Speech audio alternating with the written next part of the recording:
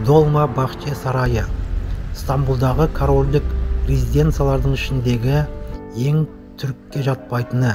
Сәнді Долма-Бахче сарайы Европалық билеушілердің ең жақсы сарайларымен сән салтанатпен бәсекелесу үшін жасалған.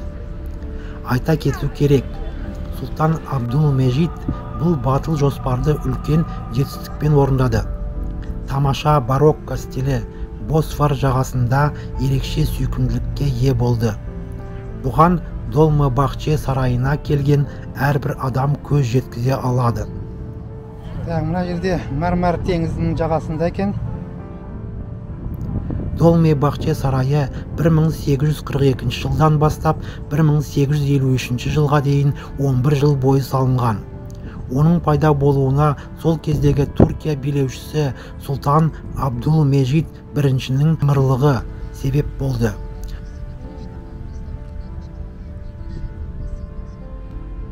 Мінекей мына арыстандардың мүсіні екен. Бұл Сұлтан Азиздің кезінде салынған арыстандар екен.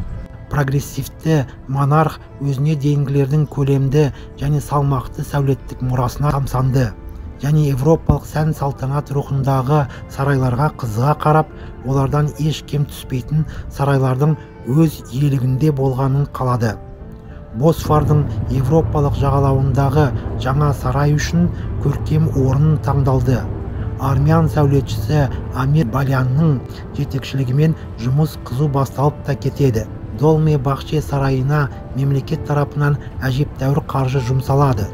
Тек алтынның өзі көптеген вензальді ою өрнектер мен архитектуралық финеткалардың өзіне ғана 14 тонна алтын жұмсалды. Дегенмен интерьердің кейбір бөлшектері тегін алынды. Мысалы, салмағы 5 тоннаға жуық таза богемдік шыныдан тұратын негізгі залға арналған люстраны Англия патшайымы Виктория қазынаға сыйға тартты. Долма-Бахченің одан әрі тарихы өрлеуді де, құлдырауды да бастан өткізеді. Абдул-Межидтің мұрагері өзіне басқа сарай салуды таңдады. Йылдыз, яғни жұлдыз, ал оның мұрагері қайтадан Босфор жағалауында қоныстанды. Мына фарфоровый ваза, үлкен ваза, Йылдыз қаласында дайындалған екен кезінде.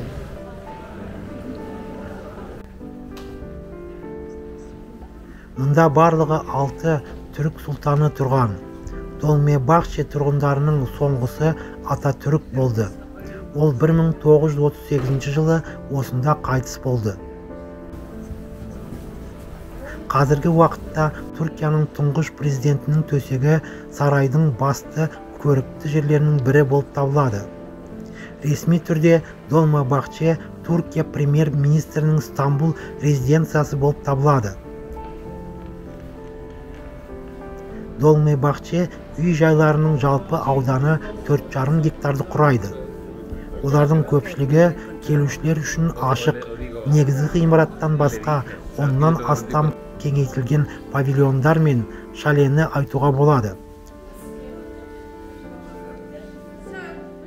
Туристердің қызығушылық танытатын негізгі нысаны әрине Долма-Бахче үлкен сарайының өзі болып табылады. Ол 3 бөліктен тұрады. Мемлекеттік пәтерлер, салтанатты зал және гарем. Алғашқы залдарда сұлтан мемлекет басшысының қызметін атқарды. Гарем бөлмелері билеушінің жеке өміріне арналған. Ал салтанат залы бір тұлғаның екі жағын байланыстыратын дәнекер қызметін атқарды. Барлығы сарайда 285 бөлме және 44 қабылдау залы бар. Бұл Осман империясының ауқымы мен Абдул-Межидтің жоспарларын айғақтайды. Босфордың дәл жағасында орналасқан сәнді Бейлербей жазғы сарайы да көруге тұрарлық. Ол ең алдымен нео-барокко фасады, түрік сәулетіне тән емес, нағыз асыл таспен танымал. Ішінде сұлтанның пәтерлері, Валиде сұлтанның, яғни әміршінің анасының тұрғын үйлері, және терезелері бұғаздың көркем жағалауына қарайтын міндетті гарем бөлмелері қызықтырады. Долме-Бахче сарай кешенінің басқа да назар аударуға лайық ғимараттарының қатарында шабдалыдан жасалған талғампаз айналы кавак павильоны, ойылған тақтайшалары, керемет ихламур павильондары, Йылдыз шале сарайы, Маслак және Бейкос павильондары, сондай-ақ Флория теңіз сарайы бар.